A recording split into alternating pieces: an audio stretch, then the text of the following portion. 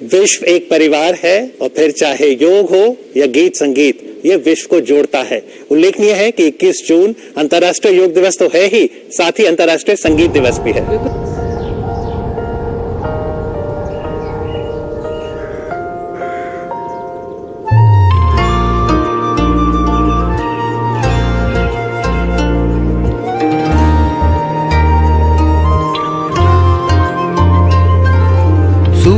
तुझे नमस्ते धरती, तुझे नमन,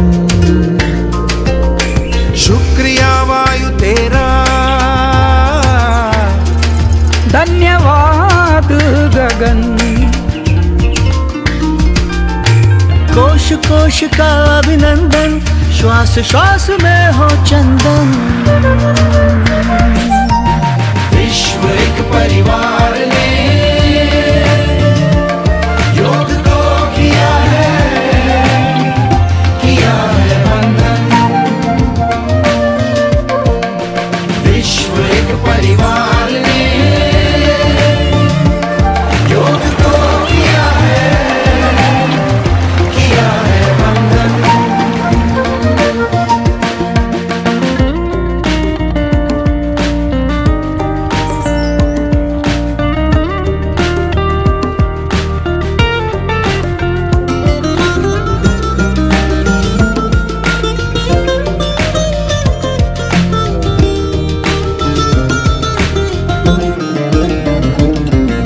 भारत का उपहार है योग रोग पे प्रहार है, आपदा की हार है योग तो पालनहार है।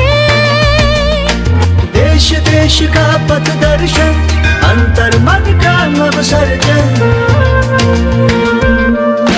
विश्व एक परिवार ने योग को किया है वंदन। विश्व एक परिवार ने योग को किया है वंदन। Let's heal the forest in the home will flourish. Yoga is the way from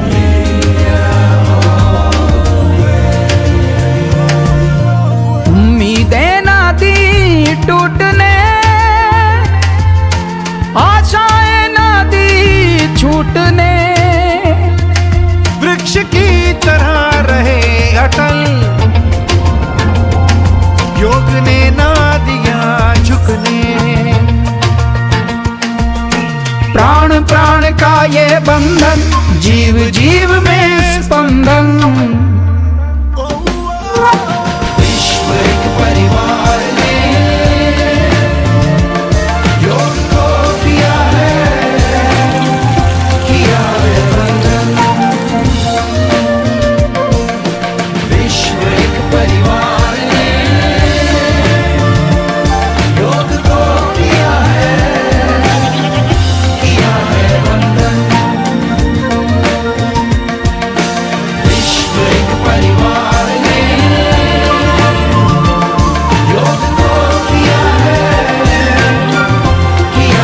वंदन। विश्व एक परिवार ने योग को किया है वंदन।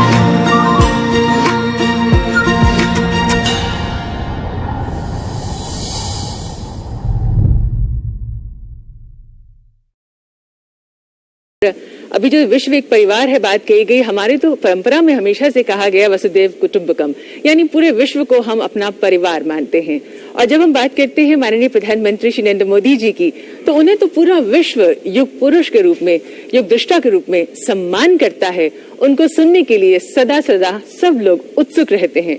हमारा सौभाग्य है कि माननीय प्रधानमंत्री जी इस समय हमारे साथ हैं। हम उनसे निवेदन करेंगे संबोधन के लिए। नमस्कार। आप सभी को 7वें अंतर्राष्ट्रीय योग दिवस की बहुत बहुत शुभकामनाएं। आज जब पूरा विश्व कोरोना महामारी का मुकाबला कर रहा है तो योग उम्मीद की एक किरण भी बना हुआ है। 2 वर्ष से दुनिया भर के देशों में और भारत में भले ही बड़ा सार्वजनिक कार्यक्रम आयोजित नहीं हुआ हो, लेकिन योग दिवस के प्रति उत्साह जरा भी कम नहीं हुआ है। कोरोना के बावजूद इस बार की योग दिवस की थीम योगा फॉर वेलनेस ने करोड़ों लोगों में योग के प्रति उत्साह को और भी बढ़ाया है। मैं आज योग दिवस पर यह कामना करता हूं कि हर देश, हर समाज और हर व्यक्ति स्वस्थ हो, सब एक साथ मिलकर एक दूसरे की ताकत बने। साथियों, हमारे ऋषियों मुनियों ने योग के लिए समत्वम योग उच्यते ये परिभाषा दी थी। उन्होंने सुख दुख में समान रहने, संयम को एक तरह से योग का पैरामीटर बनाया था। आज इस वैश्विक त्रासदी में योग ने इसे साबित करके दिखाया है। कोरोना के इन 1.5 वर्षों में भारत समेत कितने ही देशों ने बड़े संकट का सामना किया है। साथियों, दुनिया के अधिकांश देशों के लिए योग दिवस को उनका सदियों पुराना सांस्कृतिक पर्व नहीं है। इस मुश्किल समय में, इतनी परेशानी में लोग इसे आसानी से भूल सकते थे, इसकी उपेक्षा कर सकते थे, लेकिन इसके विपरीत लोगों में योग का उत्साह और बढ़ा है, योग से प्रेम बढ़ा है। पिछले 1.5 सालों में दुनिया के कोने कोने में लाखों नए योग साधक बने हैं। योग का जो पहला पर्याय संयम और अनुशासन को कहा गया है, सब उसे अपने जीवन में उतारने का प्रयास भी कर रहे हैं। साथियों, जब कोरोना के अदृश्य वायरस से और इस अदृश्य वायरस ने दुनिया में जब दस्तक दी थी, तब कोई भी देश साधनों से, सामर्थ्य से और मानसिक अवस्था से इसके लिए तैयार नहीं था। हम सभी ने देखा है कि ऐसे कठिन समय में योग आत्मबल का एक बड़ा माध्यम बना। योग ने लोगों में ये भरोसा बढ़ाया कि हम इस बीमारी से लड़ सकते हैं। मैं जब फ्रंटलाइन वॉरियर्स से, डॉक्टर से बात करता हूं, तो मुझे बताते हैं कि कोरोना के खिलाफ लड़ाई में उन्होंने योग को भी अपना सुरक्षा कवच बनाया।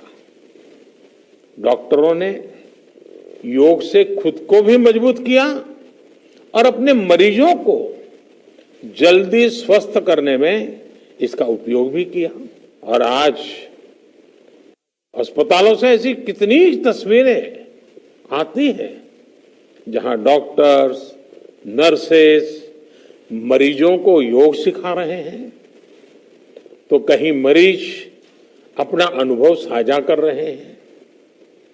प्राणायाम, अनुलोम विलोम जैसी ब्रीथिंग एक्सरसाइज हमारे रेस्पिरेटरी सिस्टम को कितनी ताकत मिलती है, ये भी दुनिया के विशेषज्ञ खुद बता रहे हैं। साथियों, महान तमिल संत श्री तिरुवल्लुवर जी ने कहा,